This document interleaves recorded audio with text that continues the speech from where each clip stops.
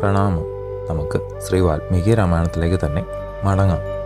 ദേവി കൈകേയി, എൻ്റെ പ്രാണപ്രിയെ, അർത്ഥം പോലെ തോന്നിക്കുന്ന ഈ അനർത്ഥ കാര്യത്തെ ആരാണ് കാണിച്ചു തന്നത്? ഭൂതബാധയേറ്റ് മനസ്സുകെട്ട പോലെ ഇങ്ങനെ പറയുന്നതിൽ ലജ്ജയില്ലേ? ചെറുപ്പകാലത്ത് യാതൊരു വിധത്തിലുള്ള സ്വഭാവമാലിന്യവും ഭവതിയിൽ ഞാൻ കണ്ടിട്ടില്ല. ഇപ്പോൾ നേരെ വിപരീതമായി തീർന്നുവല്ലോ. ഇത്തരത്തിലുള്ളൊരു വരം അഭ്യർത്ഥിക്കുവാൻ എന്തൊരു ഭയമാണ് പ്രേരിപ്പിച്ചത്? ഭരതൻ്റെ ഭൂഭാരം, രാമൻ്റെ അരണ്യവാസം, ദുരിതപൂർണമായ ഇവയെ ഉപേക്ഷിച്ച് ദേവിയുടെ ഭർത്താവിനും പുത്രനായ ഭരതനും രക്ഷിക്കേണ്ട ഈ ഭൂമിക്കും പ്രിയമേതോ അത് ചെയ്യൂ. ഹേ നിർദ്ധയെ, ക്ഷുദ്രേ, ദുഷ്കർമ്മങ്ങൾ ചെയ്യുന്നതിൽ ചതുരയായവളെ, രാമനിലും എന്നിലും എന്തൊരു തെറ്റാണ് നീ കാണുന്നത്? നീ ഒന്ന് മനസ്സിലാക്കണം. രാമനേക്കാൾ ധാർമ്മികനാണ് ഭരതൻ. അവൻ ജ്യേഷ്ഠനില്ലാതെ രാജ്യം ഭരിക്കുകയില്ല. ഹേ കൈകേയി, കാട്ടിലേക്ക് പോകൂ എന്ന കൽപ്പന കേൾക്കുമ്പോൾ രാഹുഗ്രസ്തനായ ചന്ദ്രനെ പോലെ രാമൻ്റെ വദനശോഭ മങ്ങും. അത് എങ്ങനെയാണ് ഞാൻ കാണുക? മിത്രങ്ങളോടും അമാത്യന്മാരോടും ഉപാധ്യായന്മാരോടും കൂടി ആലോചിച്ച് തീർച്ചപ്പെടുത്തിയ കാര്യം കീഴ്മേലായി ശത്രുക്കളാൽ കൊല്ലപ്പെട്ട സൈന്യങ്ങൾ പോലെ കാണുന്നതെങ്ങനെ? അന്യദിക്കിൽ നിന്ന് എത്തിയ അരജന്മാർ എന്നെപ്പറ്റി ഇക്ഷ്വാകു വംശത്തിൽ ജനിച്ച ഈ മഹാമൂഢൻ ഇത്രയും കാലം ഈ രാജ്യം ഭരിച്ചുവല്ലോ എന്നിങ്ങനെ മൂക്കത്ത് വിരൽ ചേർത്ത് പറയില്ലേ? വിജ്ഞാനികളും സദ്ഗുണ സമ്പന്നരുമായ വൃദ്ധന്മാർ രാമൻ്റെ കഥയെപ്പറ്റി ചോദിക്കുമ്പോൾ ഞാൻ എന്തു ചെയ്യും? കൈകേയി ബുദ്ധിമുട്ടിച്ചപ്പോൾ പറഞ്ഞയച്ചു എന്ന സത്യം പറഞ്ഞാൽ അത് അസത്യമായേക്കാം. ഓമന മകൻ കാടുപോകിയാൽ കൗസല്യ എന്നോടെന്താണ് പറയുക? ഇത്തരത്തിലുള്ള അതിനീചമായൊരു കൃത്യം ചെയ്ത ഞാൻ അവളോട് എന്തുത്തരം പറയും? കൗസല്യ ദാസിയെപ്പോലെ, സഖിയെപ്പോലെ, ഭാര്യയെപ്പോലെ, സഹോദരിയെപ്പോലെ, അമ്മയെപ്പോലെ ഇഷ്ടാനിഷ്ടങ്ങളെ കൃത്യമായി നോക്കുന്നവളാണ്. ആ പുത്രവാത്സല്യ സർവപ്രകാരനെയും എൻ്റെ ഹിതത്തെ മാത്രം നോക്കിയിരുന്നു. സത്കാരാർഹയായ ആ പ്രിയവാദിനിയെ നിനക്ക് വേണ്ടി ഞാൻ പൂജിച്ചില്ല.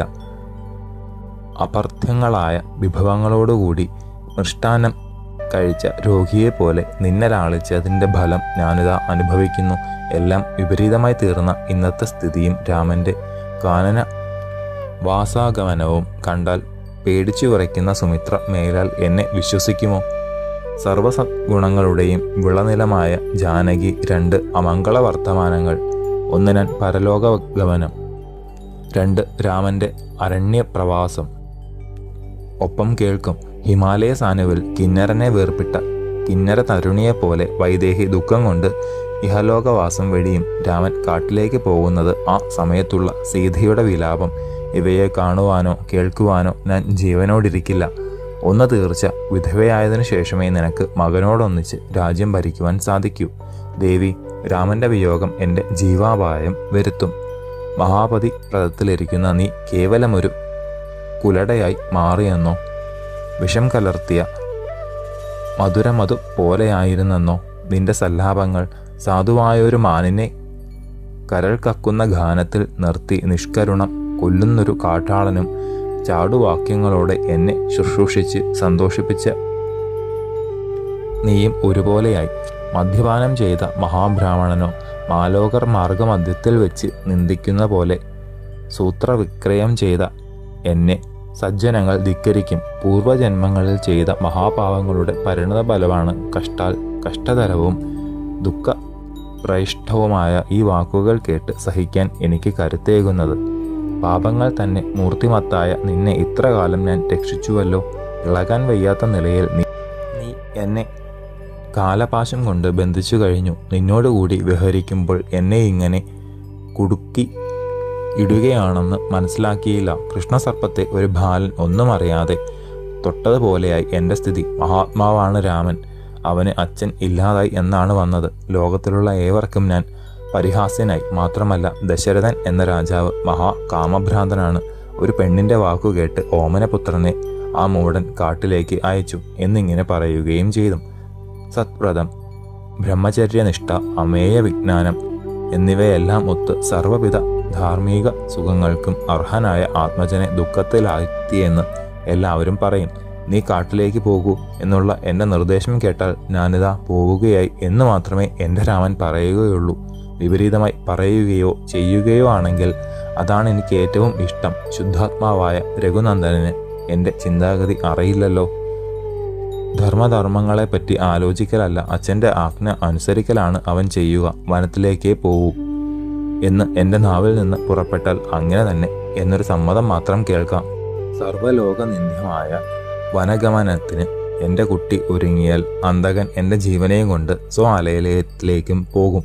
ഹേ ദുഷ്ടേ, ഞാൻ പരലോകത്തിലേക്കും രാമൻ അരണ്യത്തിലേക്കും പോയി കഴിഞ്ഞാൽ എൻ്റെ കൂട്ടുകാർക്ക് ഏതെല്ലാം തരത്തിലുള്ള ആപത്തുകളാണ് നീ വരുത്തുക.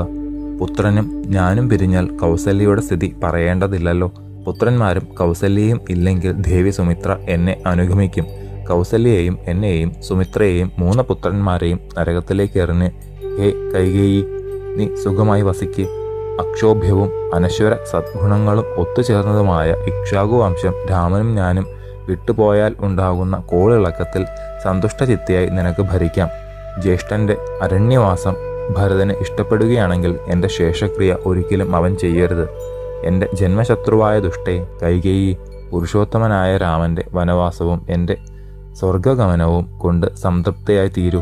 നിന്റെ വരങ്ങളെ കൊണ്ട് ഈ നിമിഷം മുതൽ വിധവയായി തീർന്ന നീ പുത്രനോടുകൂടി അയോധ്യ മഹാരാജ്യത്തെ പരിരക്ഷിച്ചാലും രാജകുമാരി എന്ന നിലയിൽ എൻ്റെ കൊട്ടാരത്തിൽ നീ താമസിച്ചതുകൊണ്ട് ഈ ഭൂമിയിൽ അതുല്യ ദുഷ്പേരും എന്നും നശിക്കാത്ത കുറച്ചിലും സകല ജീവികളുടെ വെറുപ്പും ഒരു മഹാപാപിക്കെന്നതുപോലെ എനിക്ക് കിട്ടിക്കഴിഞ്ഞു. ആന, കുതിര, തേര് എന്നിവയിൽ യഥേഷ്ടം സഞ്ചരിക്കുവാൻ ചതുരനായ കുമാരൻ എങ്ങനെയാണ് കൊടുങ്കാട്ടിൽ നടക്കുക? ഭക്ഷണ സമയത്തിൽ ഞാൻ മുമ്പ് എന്നിങ്ങനെ പറഞ്ഞ് കുണ്ടുലാധ്യാഭരണങ്ങൾ ധരിച്ച് വെപ്പുകാർ സ്വാധീയ പദാർത്ഥങ്ങളെ വിളമ്പും. അവയെ സസന്തോഷം ഭക്ഷിച്ചിരുന്ന രാമൻ എൻ്റെ കുട്ടി കയ്പും ചവർപ്പും എരിവും കലരുന്ന വനം വിഭവങ്ങളെ എങ്ങനെയാണ് ഭക്ഷിക്കുക? ഉത്തമ പട്ടുവസ്ത്രങ്ങളും ഉടുത്ത് പുഷ്പങ്ങൾ വിതറിയ കൊട്ടാരത്തിൽ സുഖമായി ജീവിച്ച എൻ്റെ കുട്ടി എങ്ങനെയാണ് കാവ്യവസ്ത്രം ധരിച്ച് ദുർഗ ആരണ്യങ്ങളിൽ വസിക്കുക? രാമന് വനവാസവും ഭരതന് പട്ടാഭിഷേകവും ആരാണീ കാര്യം ആലോചിക്കാതെ പറഞ്ഞു തന്നത്? സ്ത്രീ എന്ന നാമം തന്നെ നിന്ദ്യം. സ്വാർത്ഥമൂർത്തികളും ശാകളും ആയവർ പക്ഷേ എല്ലാ സ്ത്രീകളെയും പറയുന്നില്ല, ഭരതൻ്റെ അമ്മയെ മാത്രം. സർവ അനർത്ഥങ്ങൾക്കും കാരണമായവളെ, എൻ്റെ സന്താപ സാഗരത്തിൽ തള്ളിവിടാൻ ശ്രമിക്കുന്നവളെ, ദുഷ്ടേ, നിന്റെ ആഗ്രഹങ്ങളേതും ചെയ്യാൻ തയ്യാറായ രാമനിലും എന്നിലും എന്തൊരു ദോഷമാണ് നീ കണ്ടത്? വാത്സല്യനിധികളായ പിതാക്കന്മാർ പുത്രന്മാരെയും അനുരാഗവതികളായ പത്നിമാർ ഭർത്താക്കന്മാരെയും ഉപേക്ഷിച്ചേക്കാം. എന്നാൽ അഴലിൽപ്പെട്ട് രാമനെ കണ്ടാൽ ലോകം മുഴുവൻ കോപിക്കും. ആഭരണങ്ങളെല്ലാം അണിഞ്ഞ് ദേവനെ പോലെ രാമൻ എൻ്റെ അടുത്തേക്ക് വരുമ്പോൾ എല്ലാം മറന്ന് ആനന്ദപൂർണ്ണ ഹൃദയനായ ഞാനൊരു ചെറുപ്പക്കാരനായി മാറും. ദേവേന്ദ്രൻ വർഷിക്കാതിരിക്കട്ടെ, സൂര്യൻ ഉദിക്കാതിരിക്കട്ടെ, എന്നാലും ജീവികൾ ഒരുപക്ഷെ ജീവിക്കും. രാമൻ കാട്ടിലേക്ക് പോകുന്നത് കണ്ടാൽ അയോധ്യയിലെ മറ്റൊരു ജീവിയും ബാക്കിയുണ്ടാവില്ല. ശേഷം ചരിതം നമുക്ക് അടുത്ത ഭാഗത്തിലൂടെ കാണാം. ഗുരുപാദങ്ങളിൽ സാഷ്ടാംഗ പ്രണാമത്തോടെ നമസ്കാരം.